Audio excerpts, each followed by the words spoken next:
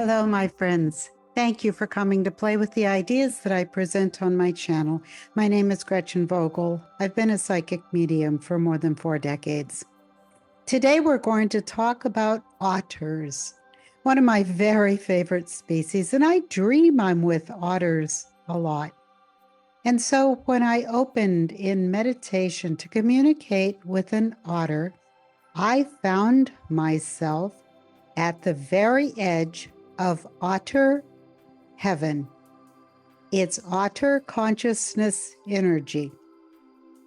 So I have to explain that every species that is on this planet has what I term a consciousness experience level.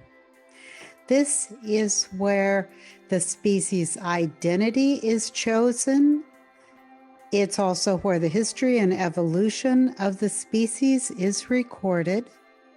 The souls coming into a particular species will go through that experience to learn about the species before physical incarnation. And when the soul or consciousness leaves physical experience, it returns to that area of experience on the way to the greater realities, to completion. And so I did find myself in otter heaven, and it was pretty amazing. So let's hear what this particular individual otter had to say. And this is a river otter, not the kinds of otters that are in the ocean. He said, the otters that live in otter heaven have not lost as much of the sensation of being on the planet as people do, because humans are preoccupied by the time they get to their level of species consciousness in between lives. The purpose of otters being in physical has so much to do with the sensuality that is possible in physical. Sensual experience of being in a body is the goal of experience for most otters, although each of them might express it in their own way, or what we would think of in their own personality. The choice of physical or any planetary experience for otters has to do with the interplay of the sensual experience. And so the memory of this is very keen and very strong when these individuals return to otter consciousness or otter heaven. Now, there are certain things that otter families seek out on the planet. One is in terms of isolation from people. We shun and abhor any activity having to do with humans, and so we seek waterways that are not close to your roads or houses, and that's why you don't see us. And that is because humans have been hunting otters for eons. Now, they can tell whether there's a person, say, nearby that does not have the intention to harm them. They might observe this human, but they wouldn't show themselves willingly. He says people have been out to destroy otters because they can't stand the joyfulness in otters. He said the joyfulness in our spirits must drive humans to such jealousy that humans can't endure it. Humans have used many justifications for hunting otters throughout the centuries. Otters are not cautious because they're fearful. They are cautious. They stay away from humans because humans have nothing to offer them. Humans can destroy them. And he said that the memory of trapping is in their spiritual blueprint. They all have that memory. So then he started talking about the family structure of otters, which I found was really fascinating.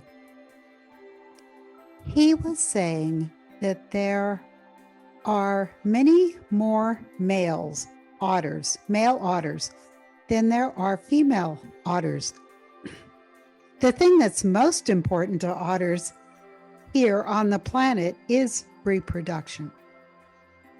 Now, the breeding females are very protected and surrounded by male otters.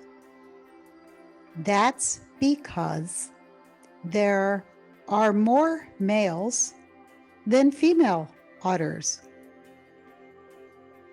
Females can die during the birthing process. And so a group of males is always in support of a breeding age female. And he said that it is the female that travels to different family groups for genetic diversity in their species. He says, yes, we do sing in the woods. And I thought that was kind of random. I mean, I don't know why he said that.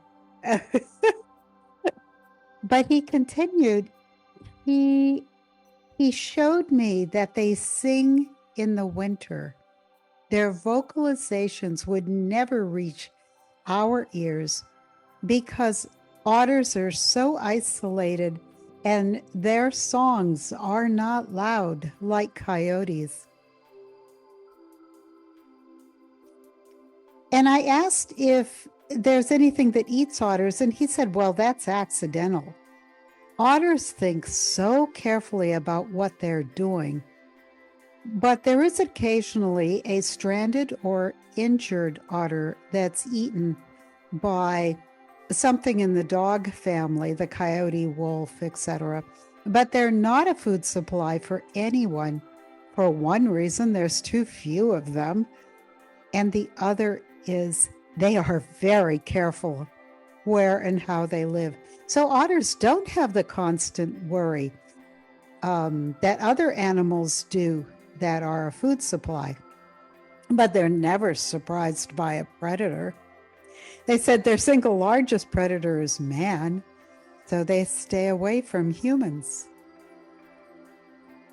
He said, of course, our tracks are visible in the winter.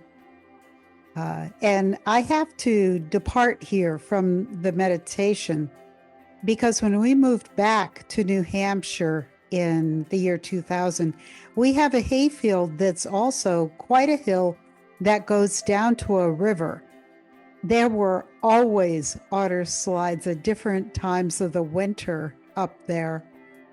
And I don't know how to explain what an otter slide looks like, but if you took an otter body and like it sledded or toboggan down the hill, it makes a little indent for a very long way. And occasionally you can see where the back feet kick to keep them moving.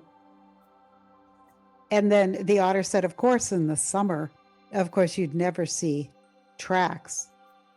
In the summer, they work in and out of waterways, eating fishes and frogs and snakes. And then he started to talk about when they decide to establish dens. And they establish their dens in banks or banking that's near waterways. They dig in to make their homes. And they have lots of options. In the fall, they dig various burrows and can move from one to the other if need be, depending on the food supply.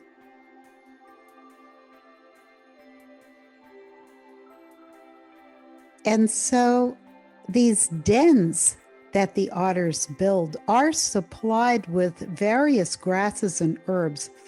And these are herbs that they might need for healing during the winter time.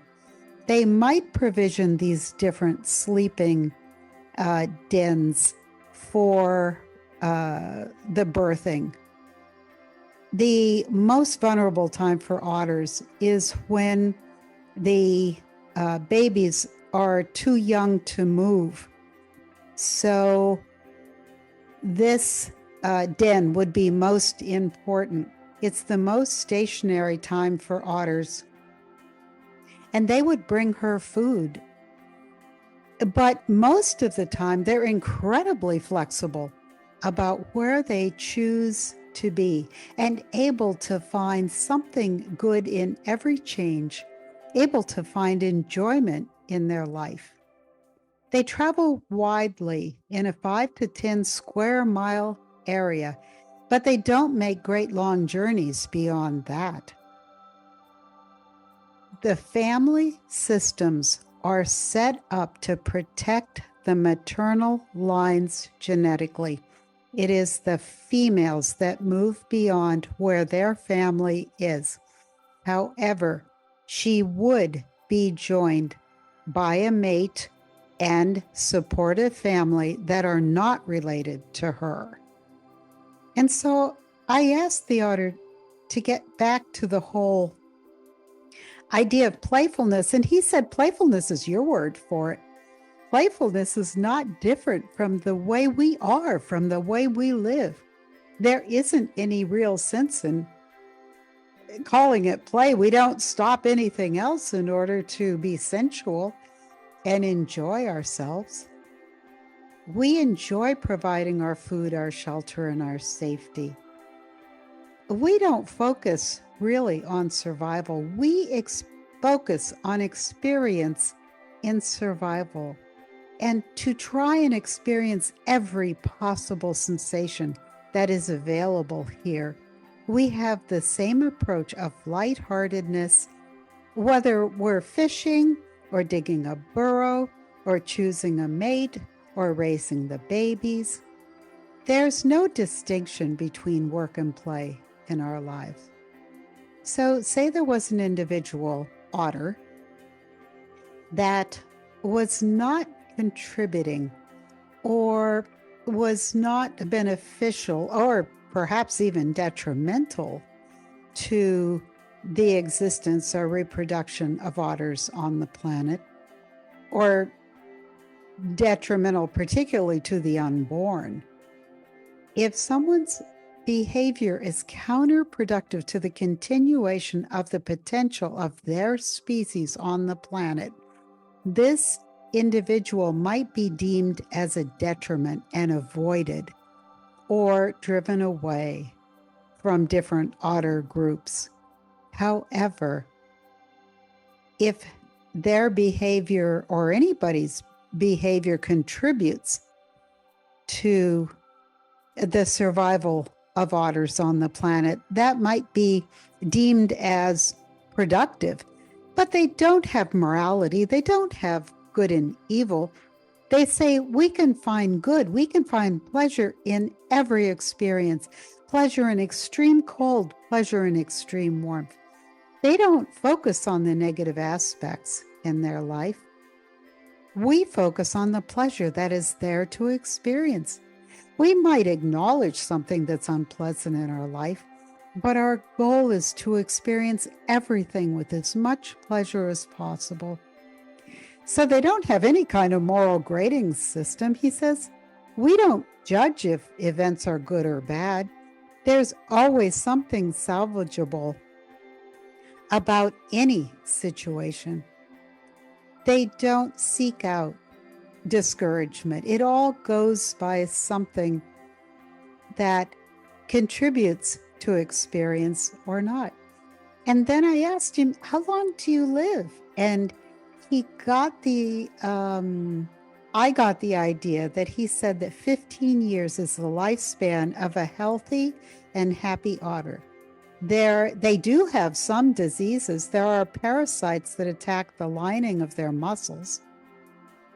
And sometimes they have bacterial infections. But the bacterial infections they can deal with because there is a specific algae in mud a certain type of mud, and they know about this. And so if they ever do get a cut in their flesh, most of the time they can access the type of mud that they need. They say if the wound is very bad, they will burrow into this mud and just stay there, this algae-filled mud, and others will bring them food. They're never far from this kind of mud in the summer. In the winter, this kind of mud isn't available, but as he said, in the winter, there's not as much bacteria around either. And I asked what other health problems that they have, and he brought up the issue of birthing. He says, from time to time, a female otter might have a breach that she can't pass or excessive bleeding after giving birth. And he said this is sadly fairly common. It's rare that any female can have the potential of 6 in a litter survive. So he said usually there's one male that's considered the mate of the female, but there would also be perhaps a younger brother of the mate who would service the female if the primary mate was not around at the specific point of estrus. But the babies would always be considered the original mate's offspring. And so the males are always in attendance of the female, and they help raise the babies. So there's always a lot of males in support of the female because this is what's most important to them, is the opportunity for otters to come to this planet.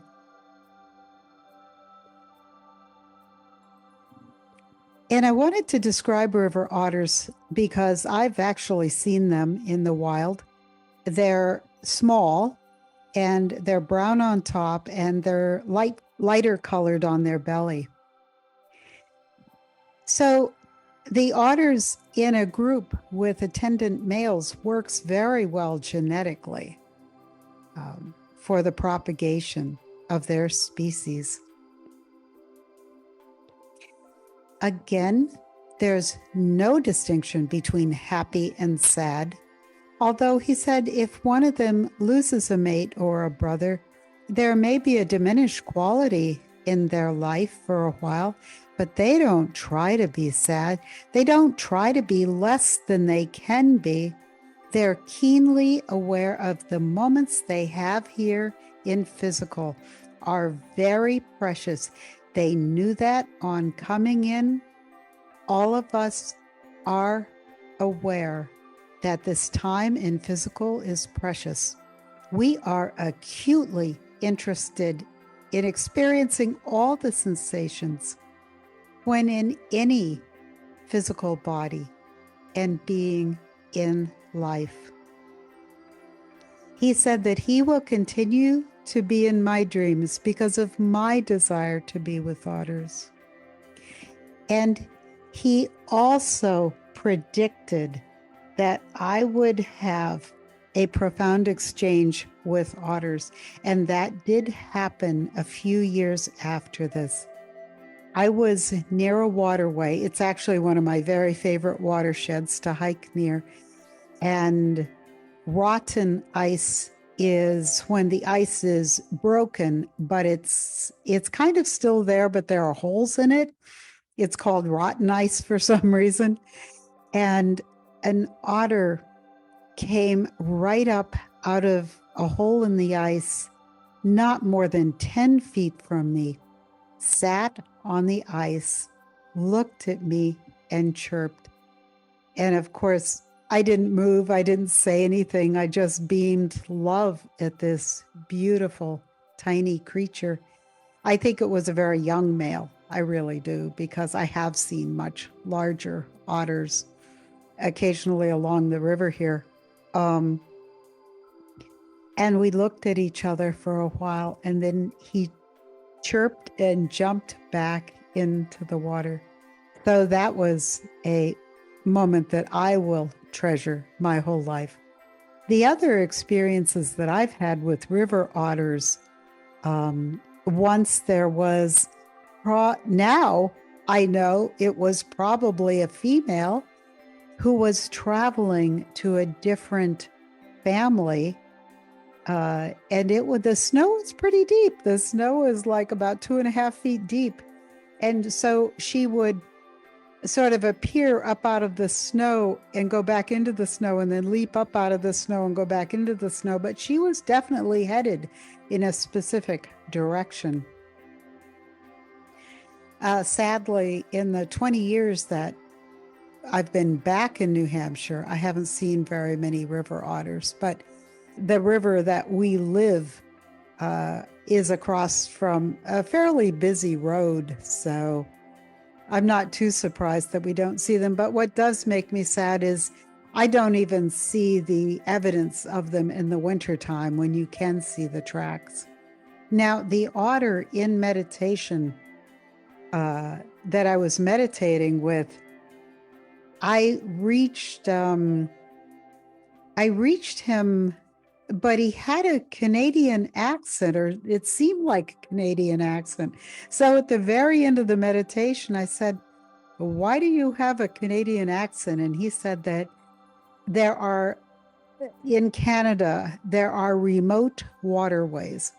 And so there are more otters in Canada where people can't even get anywhere near them. So apparently he was a Canadian otter. So thank you very much for exploring otter life with me. And until I see you again, please be well and please be blessed. Thanks for coming.